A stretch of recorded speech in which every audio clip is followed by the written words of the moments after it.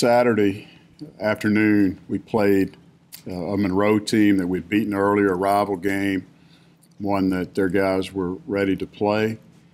And we got off to a quick start, hit a couple of three-point shots. Malik Marquetti and Frank Bartley got us off to a quick start. Then we decided not to guard for a couple of minutes in the first half and let them get back in the game. Took a 5-point lead in at the half. And second half came out and took care of business, defended better. Still had some breakdowns in both halves that we're not real happy about, but we played better. We shot the ball very well and from three-point range as well as the field and free throw line, and we're able to win the game comfortably down the stretch. A big part of the success was the job that we did on Sam McDaniel, 3 for 12, really good player, all-conference player. He was 0 for 3 from 3, and we defended the three-point line. We gave them 2 for 15. They were one of the better shooting teams in the league from three-point range, so that was important, and that's the difference in your ball game right there. All the other stats were pretty much even across the board. They had 6 steals. We had 7 blocks. Jakeem Gann had 6 block shots, had 5 at the half, and did a great job there. 9 three-point field goals made for us to 2, 21-point differential. That's your game right there. We're moving on to Georgia State on Thursday. Should be a good basketball game. They've won 9 in a row. Certainly we've won 10 in a row. And the game reminds me a little bit of 2015-16 season when we'd won 9 in a row in early February. Little Rock came in here with 1 loss. If we won, we would be tied, and Little Rock beat us by 4. So similar situation, and we need to go play well. We usually have struggled at times in Atlanta. A couple years ago, we did have the largest margin of victory, 33 points in Ron Hunter's career there in Atlanta. So it's a game that we need to rebound the basketball.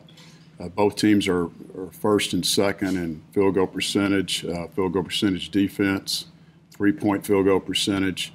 A lot of statistics there that mirror each other, and it'll be an opportunity for us to go pick up hopefully another Sun Belt Conference win and get ready for the next one in Statesboro.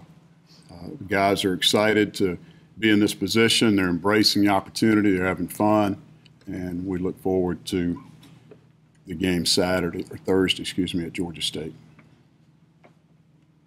Coach, I know that you want to focus on every game and all of that, but this is, I think it's pretty common, that the biggest rivalry, 2 teams that, as we say, don't particularly like one another. Then you guys saw that last year. How much are they into all that, and how much does that play into this game? John's a Monroe game, right? The 2 teams that don't like each other, the rival. Georgia State. Well, we had a good rivalry. They swept us last year. They've got a great player in Simons, who's having a good season for them. But it goes back to their first year in the league, where they had a really nice team and beat us here. One of our 2 home losses that year, and then they beat us up there in a great basketball game late in the year, February, and then we beat them in the tournament by 1. So their fans don't like us, although they do cheer for me when I walk in the gym, not in a nice way, but they'll be chanting my name as I take the court, I'm sure. But it's a good rivalry, and Coach Hunter's did a good job with his team. But and we're first guys, how do they play into? And we're first and second in the league, so that makes it a little, whoever wins gets a game up. We only play the Georgia schools once, and both games are in Georgia, so it's an important stretch for us. First, how the start this team had this year is probably your biggest weekend of the season. Have you guys talked about that at all this season, at all in the locker room? It's the biggest because it's the next one. I mean, there were people in this room that said we wouldn't sweep Arkansas or Texas, and I mean, everyone's big. So we continue to take it one game at a time, and again, they're right behind us in standings. So it's the next game on the schedule, so it's the most important one now, yes. Guys have stepped up due to injury, but Marcus Stroman played with the foul trouble in the first and in the second half. How'd you like the way your team responded? Did a good job. Marcus got second foul early, and then in the second half, he set for a lot of the first half. In the second half, he picked up his third, and then had a comment for the official about the call, and got a technical foul, which was deserved. I pulled him out, and he didn't go back in until about 7 minutes left in the game. But P.J. Hardy came in, made a basket for us, and did fine in the first half. Cedric Russell did a good job for us also. So the guard play was good with his absence. Marcus had, 7 assists in 17 minutes? What goes into the decision? Because so far this year, mostly Cedric has been off the bench first, and Saturday you went with PJ. What was it? Well, it's a gut feel. It was a matchup situation with Jordan Harris for one. PJ has played well against Monroe in the past, both years, and had a good week of practice. And we're going to need him at some point in time later in the season. So I wanted to give him a vote of confidence. Coach, y'all have played real well against other teams' top scorers, and you're facing another guy who's like the leader in the conference. So is there something different about that defensive challenge with him compared to some of these others that you've had? A little bit. Simons is taller, and he's more of a penetrator, a two-point field goal shooter.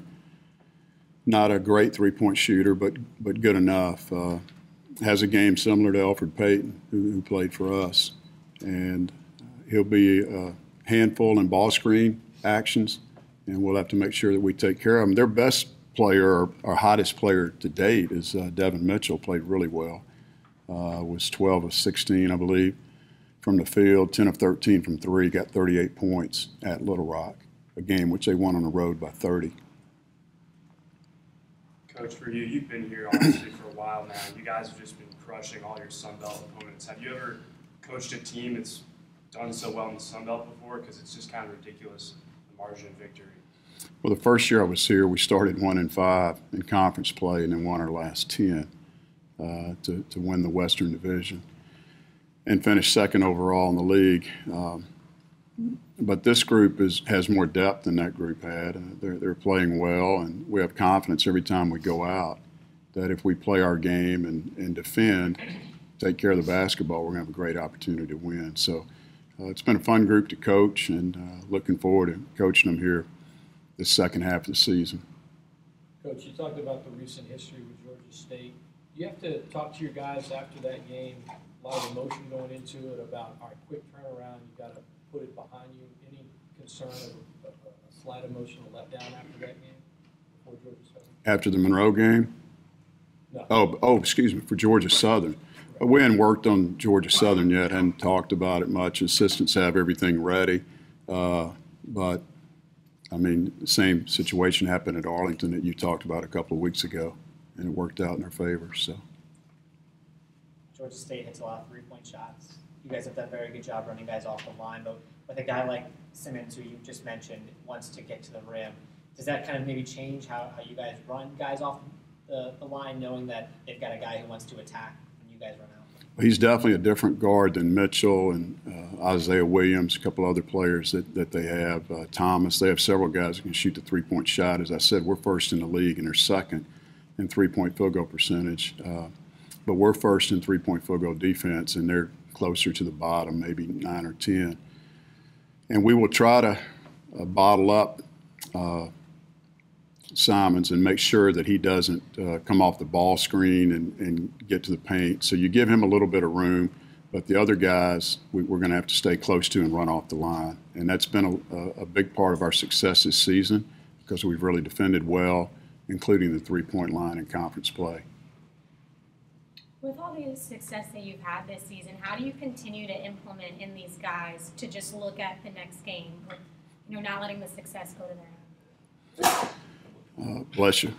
They're a group that has good focus. We have great senior leadership from the point guard position, a junior Marcus Stroman, and then senior leadership in the middle with Bryce Washington. I've always had leaders at the point, but not really at the post. So kind of like baseball being strong up the middle. We've got good leadership there, and I like it. And our guys are grounded. I'm really pleased with Jonathan Stove, the way he stepped up. Frank Bartley, those seniors, as well as Bryce, have done a great job leading this group. And they know what's at stake, and they're worried about the big picture, and that's winning the conference. Coach, with National Signing Day coming up on Wednesday, Eli Mouton I was told he was signed with you guys. What have you seen from him that's impressed you? Can't comment on that. I don't know anything about that. Coach, I know still 8 games left in the conference this season, but people are going to start throwing the undefeated word around a little bit. You always hear some people say, well, it's better to lose than to go undefeated so you have that loss. Do coaches even think about that or think that way?